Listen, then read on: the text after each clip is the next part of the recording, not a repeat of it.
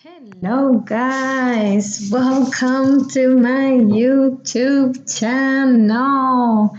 So today we're just gonna be learning the rules of exponents. You probably know this one, multiplying with the same base a, then you would add the exponents. If you're dividing, this also can be written like this, okay? A to the power of x divided by a to the power of y. You end up subtracting the exponents. So obviously the bases have to be the same. The bases in these two cases are a, okay? Then in this one, a power to another power, you end up multiplying them. And then if you have two or multiple things raised to the same power of x, then that means you can distribute. Okay, we're gonna talk more about those later. You can distribute to the a and to the x. This is the same thing as this. You already know that anything to the 0 power is 1. And then we're going to leave those two for later, okay? Even though this is part of your assignment and lesson. Okay, so examples. I'm going to go over right here. I'm not going to go over the basic examples like in Algebra 1. I'm going to go to the main examples. If I have x, this is your example number 1. I lied. We are going to use this one, the negative exponent. That's probably what is new from Algebra 1. That should be the only thing that's new from Algebra 1. For the most part. Maybe this one too. Okay, so negative exponents. What are you going to do with this negative exponents?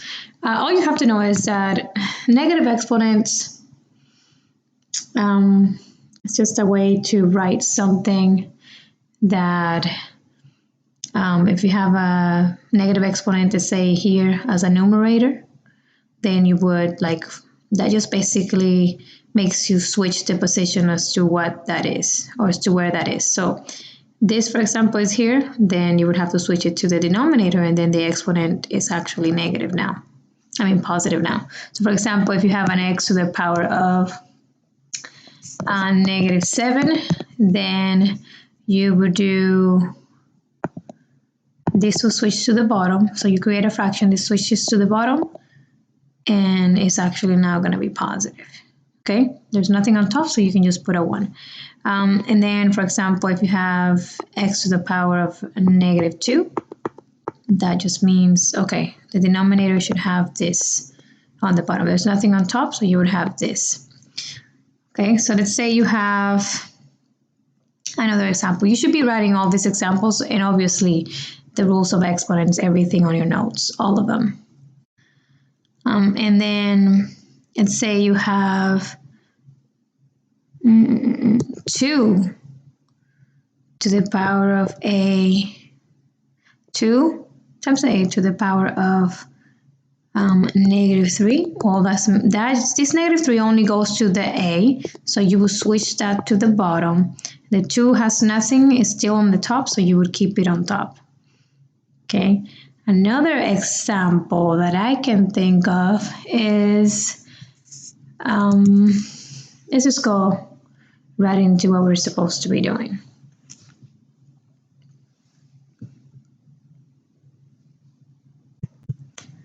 There you go. So have this.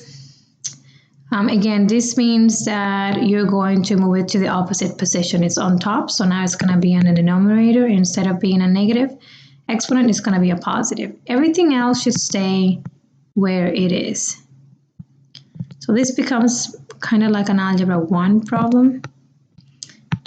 If you see this, there's nothing on top that you can multiply because they don't have the same base, so you can't use the top multiplication rule. Or in this one, they don't have the same base, so you can't use the top one. However, you can do the division because, for example, you can divide these two and divide these two separately because they have the same base, which is x, and here they have the same base, which is y.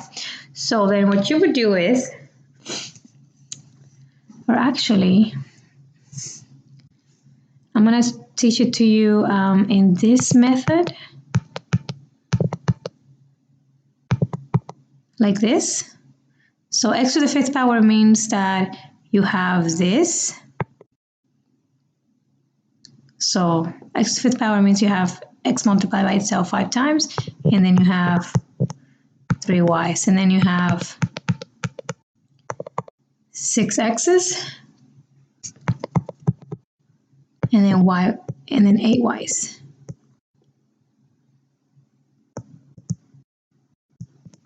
So then you just cancel out whatever is the same from the top to the bottom. So you can see what's going to be left. Okay, so that means I have an x on the bottom.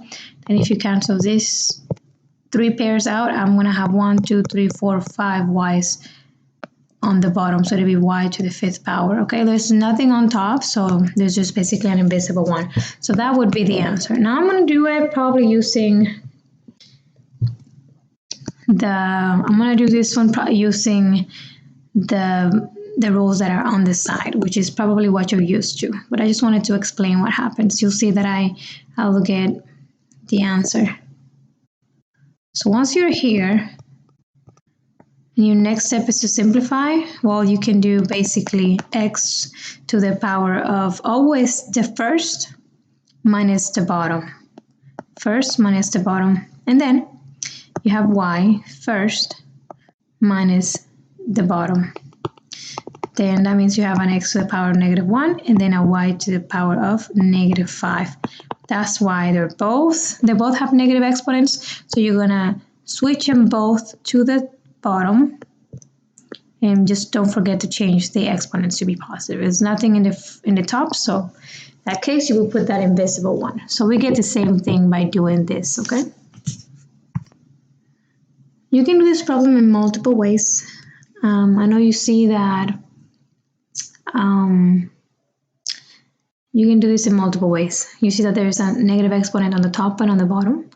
I like to teach my students this method, but for example, you can go ahead and figure out what that is by using this rule. You're probably gonna get x to the 0 power, okay? And then you're gonna have this left, and you should know how to make that a positive exponent. So in any answers that you're simplifying this, you should not end up with a negative exponent. That's the whole point why we're doing this, simplifying this so we can make things look simpler. Different skills that we learn, okay?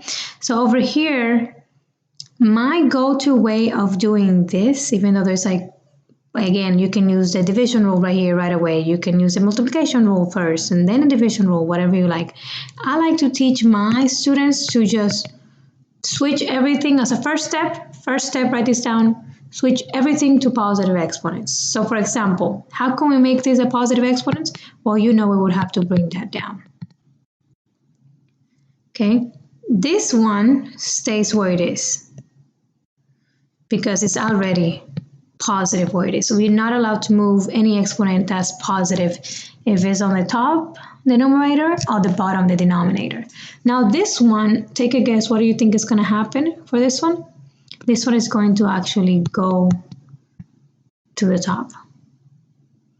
Okay, so that's great because it works both ways. If it's on the top and it's negative, it moves to the bottom and becomes positive. If it's a negative exponent on the bottom, then it goes to the top and it again becomes positive. Then again, second step for this, after switching all the moving things around and make all the exponents positive, I like to just simplify the tops, simplify the bottom. Is there anything on top that you can simplify? No, there's just only one term anyway. Is there anything on the bottom that you can simplify? Yes, there is. So this is the rule that you would be using, multiplying with the same base. So you would end up adding this exponent, 7 plus 5. So you're going to end up with x to the power of 12. And then last but not least, you simplify everything that's left over. So you would simplify this by doing your subtraction. Or you would want to see what's left over. You can do 5x's on top and then 12x's on the bottom.